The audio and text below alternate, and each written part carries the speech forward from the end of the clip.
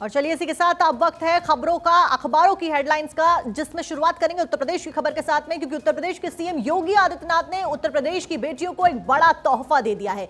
दरअसल यूपी में बड़ी सुमंगला योजना की धनराशि को बढ़ा दिया गया है। 15,000 की जगह अब 25,000 रुपए इस धनराशि को बढ़ाकर कर दिया गया है। तो तमाम जो उत्तर प्रदेश की बहनें हैं और बेटियां हैं, उनके लिए सौगात उत्तर प्रदेश के सीएम लेकर आए हैं, जो कि एक बड़ी खुशखबरी है उत्तर प्रदेश वासियों के लिए। और देखिए, बिल्कुल जाहिर सी बात है, उत्तर प्रदेश के मुख्यमंत्री योगी आदित्यनाथ जिस तरीके से लगातार बेटियों को आगे बढ़ाने के लिए, उनकी सुरक्षा के लिए प्रयासरत हैं, इस बीच उनको आर्थिक तौर पर भी मदद मिले ताकि उनकी एजुकेशन में कोई रुकावट ना हो, उनको बेहतर एजुकेशन मिले। डबल इंजन की सरकार का ये बड़ा तोहफा है। पेपर की हेडलाइंस की अगर बात करें तो उसमें खास तौर पर इस सुमंगला योजना की धनराशि का जिक्र किया गया, जिसकी राशि पहले 15,000 रुपए हुआ करती थी। अब यूपी की बेटियों को रक्षाबंधन के मौके पर यह तोहफा योगी सरकार ने दिया है। इसमें देखिए, अगर अखबार की बात करें तो खबरें और भी हैं जिनका जिक्र करना बेहद जरूरी हो जाता है। और अब बात ओवैसी की सभा में जो पाकिस्तान जिंदाबाद के नारे लगे उसका। भाषण रोककर एआईएमआईएम चीफ ओवैसी ने डांटा। झारखंड की डुमरी विधानसभा थी जहां पर यह चुनाव प्रचार चल रहा था। अजीन ओवैसी वहां पर चुनाव प्रचार कर रहे थे। बीजेपी ने आरोपी की गिरफ्तारी की मांग की है और यहीं पर ही देखिए पाकिस्तान जिंदाबाद के नारे लगने लगे। हालांकि ओवैसी ने वहां पर उनको रोका, जो लोग ऐसी नारेबाजी कर रहे थे उन्होंने पहले जो अपनी स्पीच चल रही थी उसको रोका और वहीं पर ही उनको डांटा। देखिए, जाहिर सी बात है, भारत में पाकिस्तान जिंदाबाद के नारों की कोई जगह नहीं है और ये हर देश के लिए होता है, हर मुल्क के लिए होता है। ऐसे में बड़ा सवाल ये होता है कि भारत में रहने वाले लोग पाकिस्तान जिंदाबाद की बात भी कैसे कर सकते हैं। और ऐसा कोई पहली बार मौका नहीं आया, इससे पहले भी कई दफा ऐसे मौके आए हैं जहां पर पाकिस्तान जिंदाबाद के नारे लगे हैं। लेकिन ओवैसी की जो यहां पर जनसभा चल रही थी जिसमें वो चुनाव प्रचार कर रहे थे, उस दौरान में ऐसा हुआ। बिल्कुल पूजा, और भारत विरोधी गतिविधियों के खिलाफ सरकार हमेशा सख्त रुख अपनाते हुए नजर आ रही है। उसी के साथ अगली खबर आपको बताते हैं, वोट का समीकरण बदल सकती है समितियां। जी हां, इस क्षेत्र से जुड़ा देश का हर दूसरा आदमी है। सहकारी समितियां फिर से सशक्त होती हुई नजर आ रही है। केंद्र सरकार ने सहकारिता मंत्रालय ने इस चीज की रफ्तार दी है, जानकारी दी है। 2 साल पहले बनाया गया था केंद्र में एक अलग मंत्रालय, इस बात की जानकारी ये भी सुर्खियों में बना हुआ है आज अखबारों के बीच में। पूछा देखिए, बिल्कुल 2 साल पहले ही इसको अलग किया गया था मंत्रालय को, और इस क्षेत्र से जुड़ा देश का जो हर दूसरा आदमी है, सहकारी जो समितियां होती हैं वो दरअसल लोगों को सपोर्ट करती हैं आगे बढ़ने के लिए।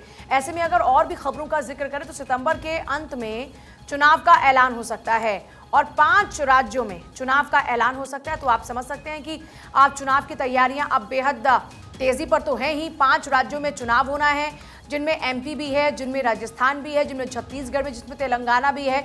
तो आप समझ सकते हैं कि चुनाव आयोग ने राज्यों की समीक्षा शुरू कर दिया। छत्तीसगढ़ भी है, मिजोरम का भी जो आयोग है वो दौरा कर चुका है। क्योंकि होता क्या है, जब भी चुनाव की तारीखों का ऐलान होता है उससे पहले चुनाव आयोग वहां पर जाकर पूरा दौरा करता है, देखता है कि क्या इस वक्त हालात वैसे हैं कि यहाँ पर चुनाव आयोजित किए जाएं। तेलंगाना, एमपी, राजस्थान जाने की भी तैयारी की जा रही है। तो अभी अगर जहां तक बात करते हैं तो इनमें मिजोरम का वो दौरा कर चुके हैं, छत्तीसगढ़ का वो दौरा कर चुके हैं और तेलंगाना, एमपी, राजस्थान में जाने की तैयारी है। बिल्कुल पूजा, विधानसभा चुनावों का दौर क्योंकि लगातार जारी है और उस बीच लोकसभा चुनाव भी आने वाले हैं और इसी के लिए तमाम पार्टियां जो हैं वो अपनी कमर कस चुकी है, चाहे वो INDI गठबंधन हो या फिर वो भारतीय जनता पार्टी हो। लगातार मिशन और विजन के साथ में पार्टियां काम करती हुई नजर आ रही हैं। अगली खबर आपको बताते हैं, भारत में होगा ग्लोबल इंडिया AI 2030 का आयोजन। जी हां, एक मंच पर तमाम दुनिया भर के दिग्गज जो बड़े नेता हैं वो आपको नजर आने वाले हैं। पहले संस्करण की बात करें तो पहले संस्करण की जो मेजबानी है वो भारत के हाथों में नजर आई है। इस बीच केंद्रीय मंत्री राजीव चंद्रशेखर ने उद्देश्य भी इसका जाहिर किया है। तो बेहद महत्वपूर्ण हो जाता है भारत का, और भारत जिस तरीके से लगातार आगे बढ़ रहा है उस उद्देश्य के साथ में भी यहां पर ऐसी मेजबानी जब भारत के हाथ में आती है तो बतौर देश के तौर पर, एक डेवलपिंग नेशन के तौर पर बेहद खुशखबरी की बात भारत के लिए है। और देखिए, जाहिर सी बात है, और ऐसा इसलिए भी कहा जा रहा है अब क्योंकि अब हम जब टेक्नोलॉजी की बात करें तो उसमें भारत लगातार आगे बढ़ रहा है और अब जब AI सम्मेलन की बात आ रही है तो उसमें भी हम अपना कदम आगे बढ़ा रहे हैं। इस बीच और बाकी खबरों का जिक्र करें तो पहली तिमाही की अगर बात करें, 43 जो शहर हैं वहां पर महंगे हो चुके हैं घर। 7 शहरों की जो कीमतें हैं उसमें गिरावट आई है। राष्ट्रीय आवास बैंक ने इस बात की जानकारी दी है। अहमदाबाद की बात करें तो वहां पर भी संपत्ति की कीमतों में इजाफा हुआ है। बेंगलुरु और कोलकाता में भी रेट बढ़ गए हैं। तो जरा सोचिए, 43 शहरों में महंगे हो गए हैं घर।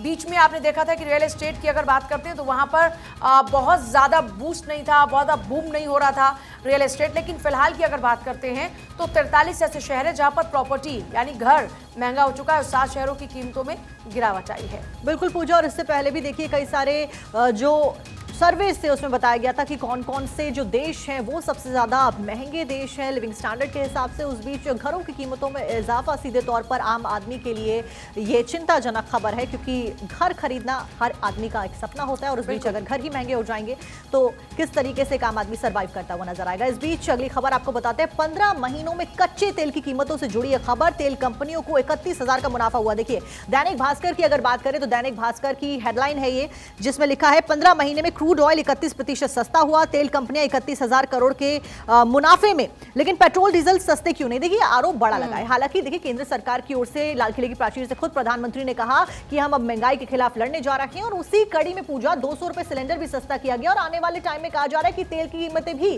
सस्ती होती हुई नजर आ रही है। दैनिक भास्कर की अगर मैं बात करूं तो यहां पर यह भी हेडलाइन लिखी है, दोनों ईंधन के दाम यानी कि पेट्रोल और डीजल के दाम 5 रुपए घटाए जा सकते हैं। न केवल इस बात का जिक्र किया गया है दैनिक भास्कर में, इस बात का भी जिक्र है कि खुद केंद्रीय पेट्रोलियम मंत्री डॉक्टर हरदीप सिंह पुरी भी तेल कंपनियों से दाम घटाने के लिए कह चुके हैं। और भारत 24 के कॉन्क्लेव में भी जब उनसे सवाल पूछा गया तो उन्होंने इस बात का जो जवाब दिया उसमें संभावना थी कि जिस तरह से महंगाई लगातार बढ़ती जा रही है उस महंगाई में राहत जरूर मिल सकती है। पहले शुरुआत यही सवाल था, रूबिका का यही सवाल था कि शुरुआत 200 रुपए के सिलेंडर से आपने की है, आने वाले दिनों में क्या पेट्रोल की कीमतों में भी कटौती होगी? तो उनकी तरफ से जो बातें कही जा रही थी उसमें एक संभावना नजर आ रही थी कि हाँ ये पॉसिबिलिटी भी है। और इसी बात का जिक्र आपने भी किया जो इस वक्त हम देख रहे हैं कि हेडलाइंस के अंदर भी नजर आ रहा है।